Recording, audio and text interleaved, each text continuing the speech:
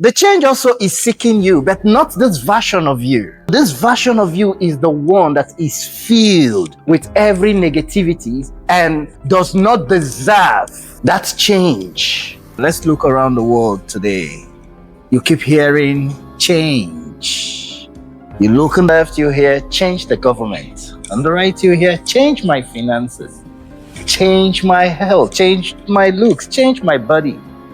For us to have that idea of a change, that means the change does exist.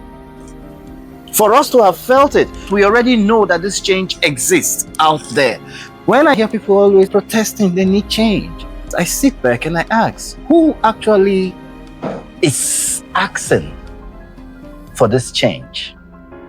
Underneath the noise of the change, who is asking for the change? Because the question is not coming from the past. Neither is it coming from the future. You've not lived it yet. It's coming from the now. So the version of yourself of now, does it really deserve the change you're asking for? That is why I ask, who is deserving of this change? Because the change also is seeking you, but not this version of you. How well do you know yourself to be shouting or demanding for change? Because the change actually is in existence and waiting for the version of you that vibrates with that same frequency of what the change is all about. Let's look at what's the version of you today. The version of many of us today, you will see, is the version of us that complains, the version of us that self-sabotage, that is filled up with negativity bias. And this is the version that is here, shouting, screaming, change. So Toastmasters, whenever you see people shouting change, or for you to ever imagine, oh, you need a change, first come back to who is seeking for this change. Whatever you're seeing outside is a projection of what is here, what you have inside. So for that change to appear, you have to start teaching this one what the feeling of that preferred reality feels like. Because, fellow Toastmasters, you cannot go to where you don't know. You cannot go to a place you have no idea about. Every morning, as soon as we wake up, we first of all rehearse everything that is wrong with us. And then we pick up our phone and we scroll through negative things that we despise.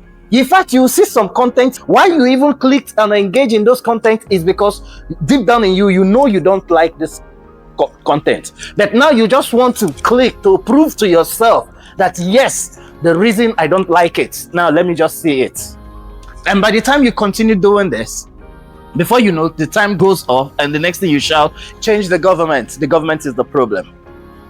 And when you start making the list of all why you are still where you are, you will name the government, you will name the leaders, you will name this, you will name that, but you will never find yourself, your name on that list.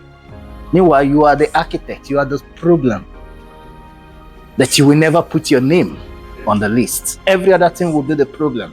So this version of you is the one that is filled with every negativity and does not deserve that change. Like now, okay, let's change my relationship. Who is changing to the next relationship? Have you done the work with yourself? This is why I never blame anything outside of me. This is why you must have accountability of whom you are.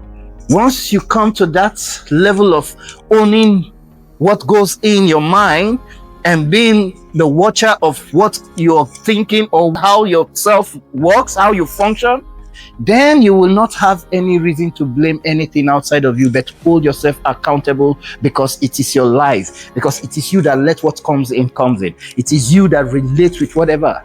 That way, you start feeding the present moment what the future that you desire feels like.